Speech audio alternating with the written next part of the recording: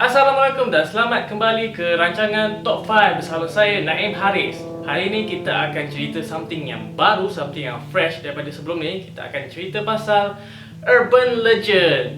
Dekat seluruh tempat yang kita pernah duduk ni, mesti akan ada kisah-kisah yang menyeramkan, yang menghantui tempat tu. Jadi hari ini kita akan berkunjung ke Mexico untuk tahu Top 5 urban legend di Mexico. Di tempat yang kelima kita ada La Lechuza. Ada kisah yang mengatakan yang dia ni adalah seorang nenek tua yang mengamalkan ilmu hitam. Dia boleh menukarkan diri dia kepada burung hantu putih yang besar. Katanya dia telah menjual jiwanya kepada syaitan untuk menjadi lebih kuat. Kadang-kadang dia akan menjadi burung hantu yang bersaiz manusia dengan kepala burung dan badan macam wanita tua. Dia akan menunggu di depan rumah mangsanya dan menangis sampai mangsanya keluar dari rumah.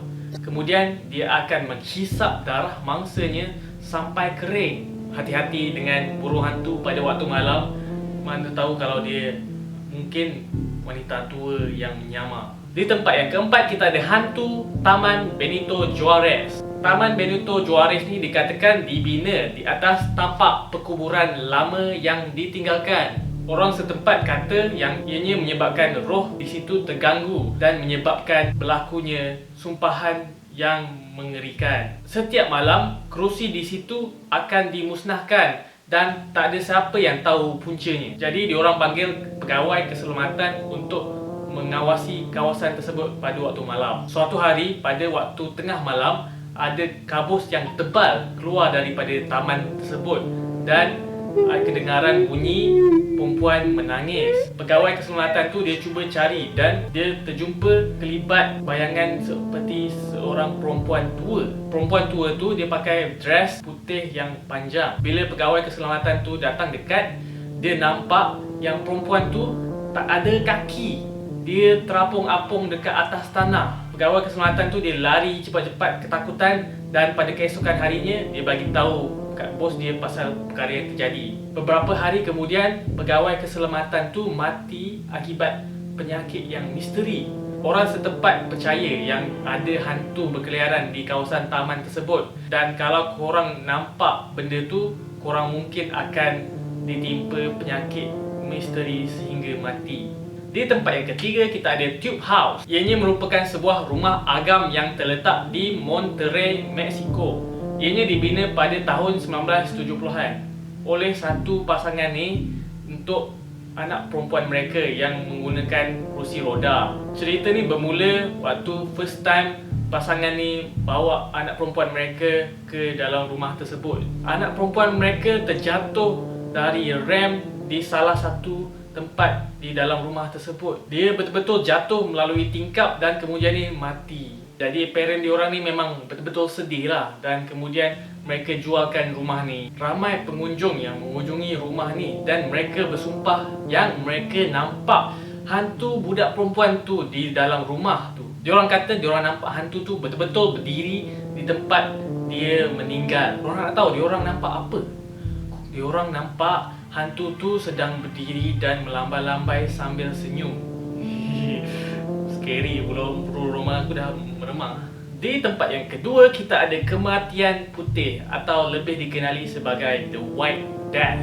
Ianya merupakan satu roh wanita yang tidak tenteram di Mexico. Dia akan menghantui sesiapa saja yang tahu kewujudan dia. Alamak, aku dah bagi tahu dekat korang. So sorry Orang kata dia merupakan seorang wanita yang mempunyai mata hitam yang berdarah. Dia akan terapung-apung di udara dan memburu mangsanya macam haiwan liar. Dia akan ikut mangsa dia sampailah ke rumah dan dia akan tunggu waktu malam untuk dia ketuk pintu.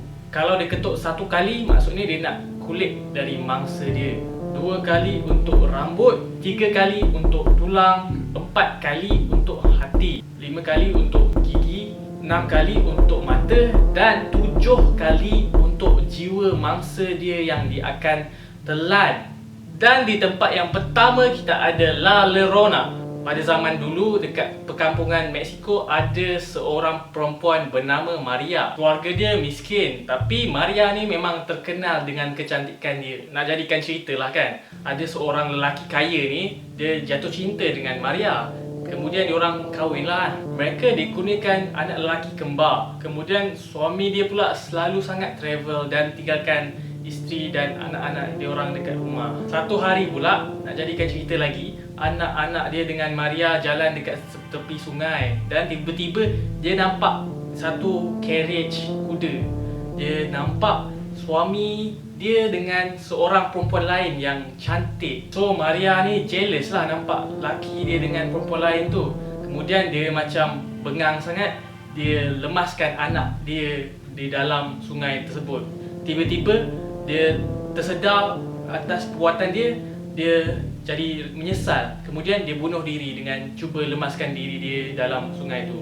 Dan orang kata sekarang ni jiwa Maria dah attach dengan kampung tu, terutama sekali dekat kawasan sungai. Dia tak dapat untuk tenang kerana dia telah membunuh anak-anak dia dan dia berasa sangat-sangat bersalah.